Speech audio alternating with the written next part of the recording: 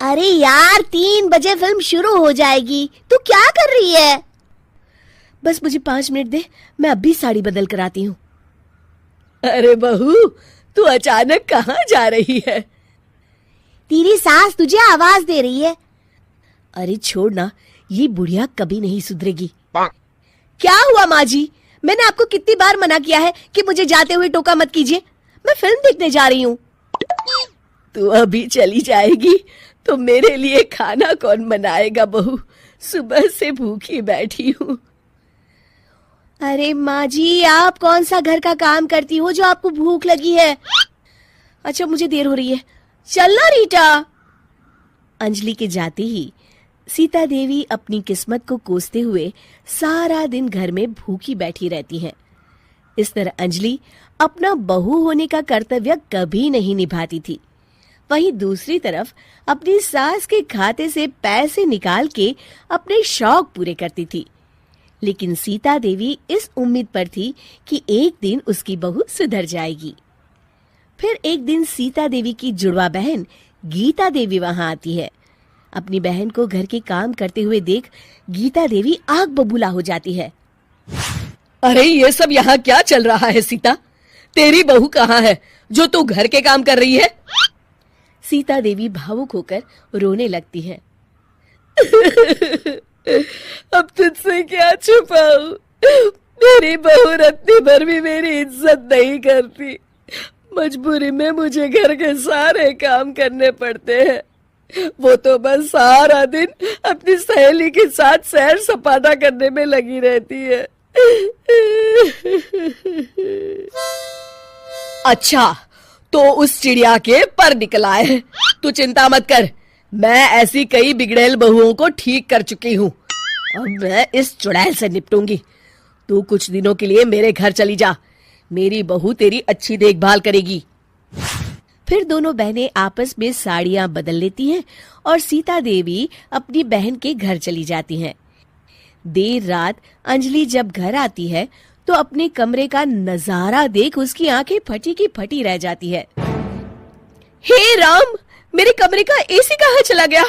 और मेरा 56 इंच का एलईडी टीवी कौन ले गया? अंजलि तहस के साथ अपनी सास के कमरे में जाती है।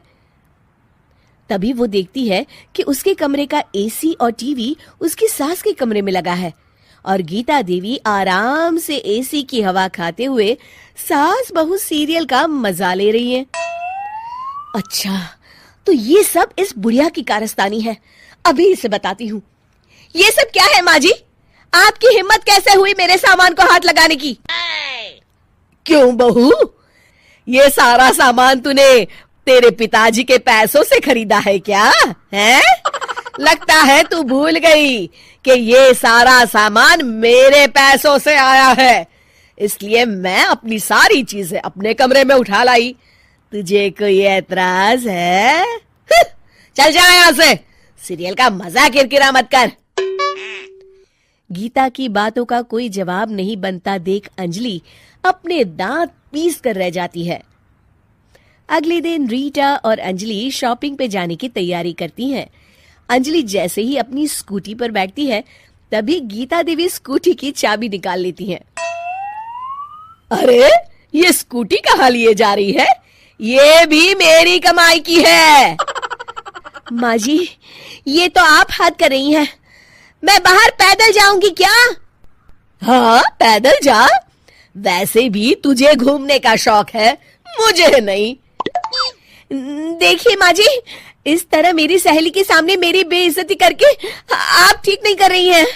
आप मुझे अच्छी तरह जानती हैं, बाद में आपको पछताना पड़ेगा। अच्छा, तो तू नहीं सुधरने वाली।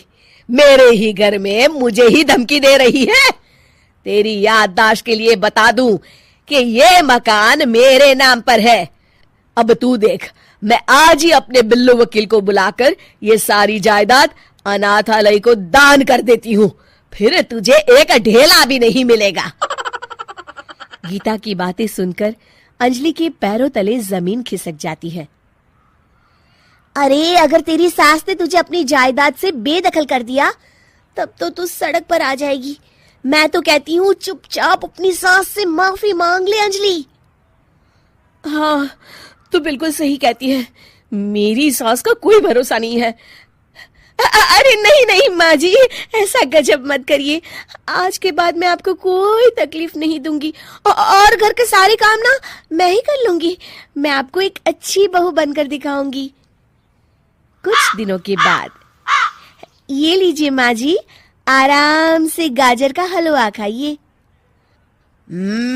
खुशबू तो बहुत अच्छी है। हाँ माँ जी, वैसे मैंने सब काम कर लिया है, तो मैं आपके पैर दबा दूं, आप आराम से हलवा खाइए।